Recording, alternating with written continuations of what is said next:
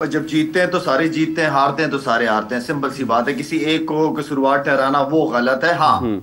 क्योंकि कप्तान नजर आता है। हमने खुद अपने टाइम में देखा है, जब वर्ल्ड कप में नई परफॉर्मेंसेज होती है सबसे पहले चुरी कप्तान के ऊपर ही चलती है। लीडर होता है, जाहिर बात है वो। हम्म। और मेरे ख्याल में सिर्फ जो मैं सोशल मीडिया पे देख भी रहा हूँ, बहुत ज्यादा बाबर को क्रिटिसाइज किया जा रहा है, बहुत ज्यादा बदतमीजियां की जा रही हैं। ठीक है, उसकी कप्तानी पे नो डाउट हम सब उसको क्रिटिसाइज कर रहे हैं।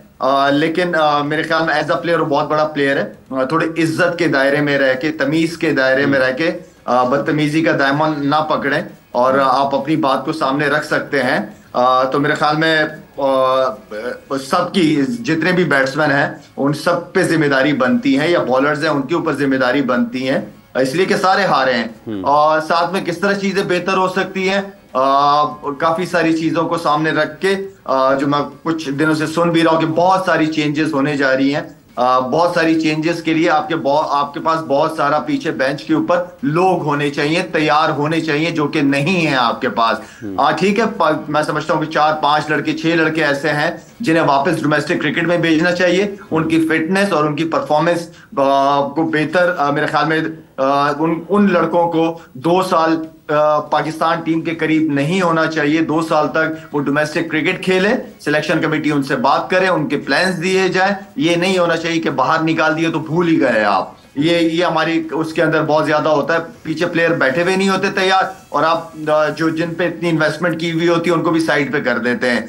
तो उनको एक प्लान के तहत भिजवाएं डोमेस्टिक क्रिकेट में, 2 साल तक उनको आने ना दें करीब। उनकी फिटनेस और बैटिंग या उनकी जो बॉलिंग है, जिसपे डिपार्टमेंट भी वो काम कर रहे हैं, उनमें इंप्रूवमेंट ला के फर्स्ट क्लास के सारे मैचेस खेल के, एंड देन उनके लिए दरवाजे खुले रहने चाहिए। बट लाला, आप ये जो 5-6 क्रिकेटर्स की बात कर रहे हैं, जो 5-6 क्रिकेटर्स अगर उनको वापस डोमेस्टिक में भेज देना चाहिए, तो उनकी जगह भी तो कोई होना चाहिए जो उनकी जगह ले सके। वो बेंच हो कोई ऐसी जो उनकी जगह ले सके। सवेरा हैं। आप डोमेस्टिक क्रिकेट को इज्जत दें। आप डोमेस्टिक क्रिकेट जो सारा साल खेलते रहते हैं, उनकी परफॉर्मेंसेस को सामने रखें। ऐसे लड़के हैं, आगा सलमान बात करूं, खुशदिल बात करूं, जो जहां पे आपको प्लेयर की जरूरत है, या शहजादा फरहान की बात करूं, मोहम्मद अली की बात करूं, इसके अलावा और जो डोमेस्टिक क्रिकेट बहुत सारे क्रिकेटर्स होंगे। ऐसा नहीं है कि डोमेस्टिक में किसी ने परफॉर्मेंस नहीं की है। अगर अहमद शहजाद इस काबिल है, उसने इतनी पर डोमेस्टिक में दी है, तो मतलब कहने का मतलब है कि है प्लेयर है आपके पास। आप उन प्लेयर्स को बिल्कुल साइड पे ना करें, और जो जरूरत है उनको डोमेस्टिक में वापस भिजवाएं जी। बिल्कुल जी, डोमेस्टिक में वापस भिजवाएं। डोमेस्टिक तो पता नहीं काफ़ी टाइम हो गया जो खेलते हुए दिख नहीं रहे हमारे प्लेयर्स। तो वक्त एक ब्रेक का हुआ है, ब्रेक पर जा रहे हैं। ब्रेक से वापस आते हैं तो और डिस्कशन करेंगे कि और क्या क्या कर सकते हैं।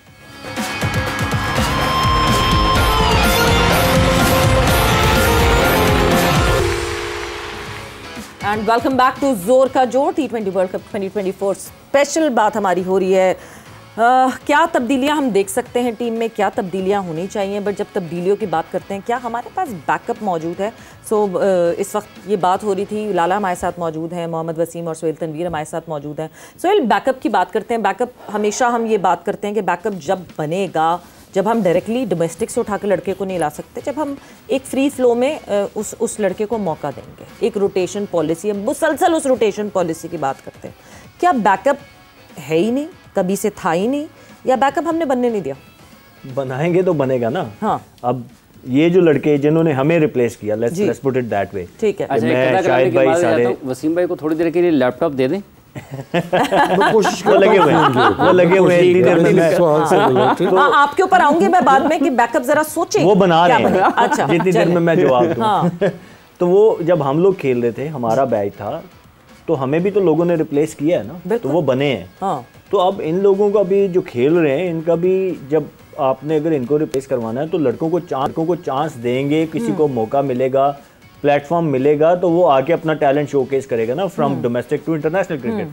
तो आप आइडियली तो ये होता है, पहले भी हम बात कर चुके हैं और मोस्टली लोग बात करते हैं कि जो आपकी कंपैरेटिवली हल्की सीरीज़ होती है, जिसमें या जिसको आप कह सकते हैं जिस विनिंग और लूजिंग से इतना फ़र्क नहीं पड़ता, कहीं ना कहीं तो आपको कंप्रोमाइज़ करना होता है ना। अगर आपने टैलेंट नया बनाना है, जैसे अफगानिस्तान के खिलाफ हम खेले, इट वाज फेयर इनफ कि आपने लड़के भेज दिए, इट्स ओके, ठीक है, आप हार गए तो कोई क़यामत नहीं आ जाती। मतलब न्यूजीलैंड, ऑस्ट्रेलिया जाके, बांग्लादेश जाके हार जाते हैं, कोई क़यामत नहीं आ जाती। इससे आपने ये देखना है कि आपने अपना जो बैकअप है वो कैसे तैयार करना है। At the cost of a bilateral अगर आपको 3-4 लड़के भी मिल रहे हैं तो बहुत बड़ी बात है। एग्जैक्टली 3-4 छोड़ें, आपको 1-2 प्लेयर भी मिल जाए ना तो दैट इज गुड इनफ, क्योंकि सारे एक साथ तो बाहर नहीं होते ना।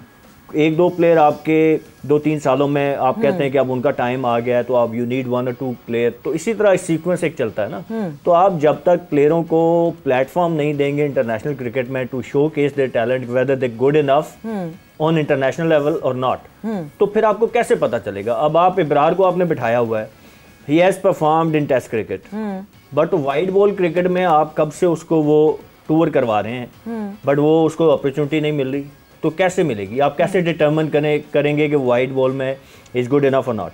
तो आइडिया ये होता है कि बाकी टीमें भी दुनिया में ऐसे करती हैं, आप बैकअप ऐसे ही बनाते हैं। बैकअप बनता है सीनियर प्लेयर्स के साथ खेल खेल के जूनियर सीखता है जी। आप सारे जूनियर को एक साथ डाल देंगे जैसे अफगानिस्तान के खिलाफ, फिर आपने सारे ही भेज दिए, हाँ। तो वो नहीं कर सकते। You need senior around you. जब इतने बड़े लेवल पे आप जाते हैं ना एज ए जूनियर, तो आपको 2-4 सीनियर अपनी सराउंडिंग में चाहिए होते हैं जो आपको मोटिवेट भी करें, जो आपको मुश्किल टाइम पे एक अच्छा मशवरा भी दे सकें। तो आपको बैलेंस लेके चलना होता है।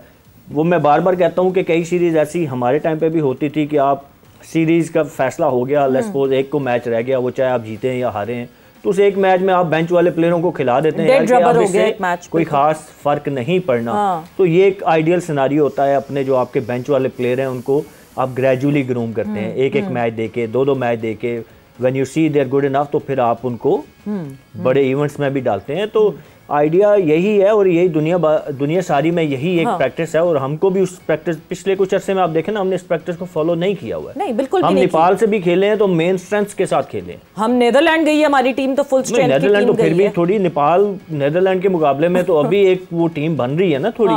अभी लास्ट मैच उन्होंने बड़ा अच्छा खेला है, तो आप उसके खिलाफ भी अगर अपनी बेंच को ट्राई नहीं करेंगे, कोई बात नहीं होता। अगर आप मुझे एज ए बॉलर अगर 5 विकेटें अपनी नजर आ रही है ना कि मैं खेलूंगा, मैं 5 आउट कर लूंगा, कोई बात नहीं, मैं सेक्रीफाइस कर सकता हूँ। मैं अपनी जगह किसी जूनियर को खिला दूंगा यार के वो खेल ले।